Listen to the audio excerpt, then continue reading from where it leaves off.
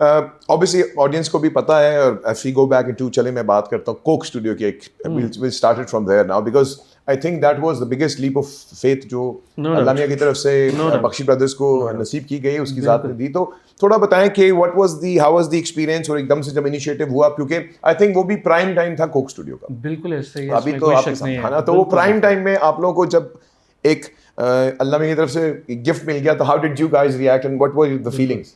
I remember season 7 में सजाद अली साहब का एक गाना आया था, तुम नाराज हो। सो वो मेरी इंस्पिरेशन भी रही है स्टिल। बिल्कुल।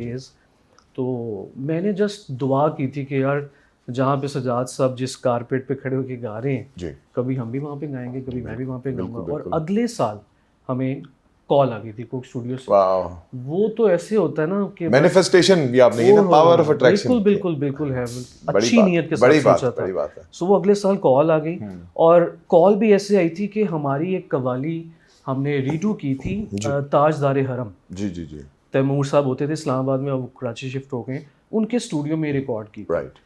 सो वो कव्वाली बेसिकली स्ट्रिंग्स ने सुनी थी। वेरी नाइस, वो सुन के जो है उन्होंने हमें कॉल की, वेरी नाइस। और मतलब हम लोग तो बिल्कुल पागल हो गए थे कि यार कोक स्टूडियो जा रहे हैं। राइट। कोई हम मतलब पैसों का तो बीच में कुछ वो तो था ही बंदा नहीं ना, सोचता ही नहीं उस टाइम पे, सोचता ही बिल्कुल नहीं बिल्कुल, बंदा कि क्योंकि वो हम प्लेटफॉर्म कोक ही, जी, वो प्लेटफॉर्म प्लेटफॉर्म इतना इतना बड़ा बड़ा था। बिल्कुल बिल्कुल जी। सो उन्होंने कहा जी आपको हम बुला रहे हैं, राइट। आपसे कुछ सुनेंगे, ये वो सारा। देन हम लोग वहाँ पे गए, हमने बहुत सारे गाने सुनाए। उसके बाद उन्होंने कहा कि यार आप लोगों ने कवाली की थी, और उसके बाद एक गाना था खालिस मक्खन भी आपने उस स्टूडियो में किया था, वो तो ज़रा हमें सुनाए। राइट।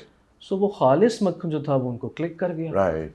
तो कहते कि यार ये गाना खालिस मक्खन थोड़ा सा छोटा है, सो इसको थोड़ा सा एक्सपैंड स्पैंड करना करना है। है, बिल्कुल। हाँ, वो जो उनका फॉर्मूला होता बिल्कुल है। ऐसे ही। तो हम लोग खैर वापस आ गए, तो मेरी बिलाल भाई से बात हुई थी। तो मैंने कहा था कि ये 7 बीट में गाना है, और इसका जो राग है, इसी राग से रिलेटेड मैं कुछ सोच रहा हूँ कि इसमें कोई फोक ऐड किया जाए। सो हमने वो ऐड किया था, जो है पीरा हो। राइट। वो हमने ऐड किया था, उसके बाद ये लंबा हुआ था।